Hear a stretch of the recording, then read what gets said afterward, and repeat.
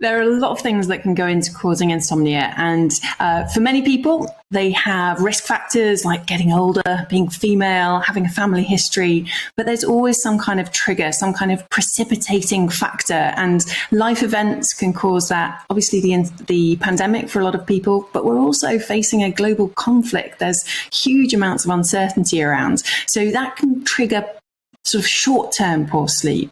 But then you've got the ways that people respond to that trigger, and we call these perpetuating factors. And those are the behaviours that you use to cope with the sleep problem that can actually make things worse. So, for example, having a lie-in at the weekend to really try and catch up, or napping during the day that actually disrupt your sleep patterns even further. So you've kind of got to look at trying to address the unhelpful behaviours and the unhelpful sort of thoughts that cause the poor sleep. I identify with that straight away. I mean, I haven't slept Monday, or what day is today? Tuesday. I haven't slept Sunday and Monday, that's right. But, and I know why. I was far too rested on Sunday, far too rested. There was no sleep in me. And then I try and take things. I took the CBD oil for the past 2 nights, and I think it does work. The trouble is, by the time you do it, it takes a while to kick in. But I've got the added factor of pain, and anybody who suffers from chronic pain will know that gets in the way. So that's my issue.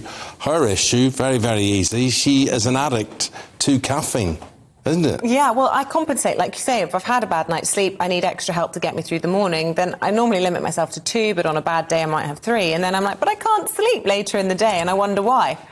I mean, it's obvious when you think about it, but you just have to survive, don't you?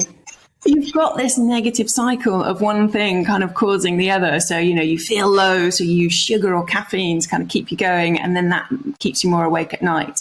I think it's really important to remember that there's no one solution here. The recommended first-line treatment for insomnia, which is a chronic sleep problem, is called cognitive behavioral therapy for insomnia.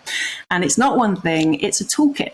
It's a toolkit of strategies that you can use. And to Eamon's point, one of the key strategies is actually just keeping a sleep diary. Now, this is incredibly simple. It really is just keeping a note of the times that you've woken up, the times that you've fallen asleep, but also some of those key behaviors that might be influencing your sleep. And that might be caffeine, it might be taking CBD oil, it might be practicing a relaxation technique or mindfulness and meditation to try and help you cope with the pain and cope with unhelpful thoughts. And when you track these things, literally just using a piece of paper, print it out, put it on your fridge, and each day just keep a note of how things are going, because you start to spot patterns. Sometimes you realize it's not quite as bad as you thought. And sometimes in our head, sleep becomes this enemy, this thing that you're trying to fight. And so as soon as you walk into the bedroom, you start to feel anxious, that you know you're not going to sleep well. But actually, by trying to take a slightly more almost self-scientist approach to sleep, you can learn what your triggers are and learn how to cope with them.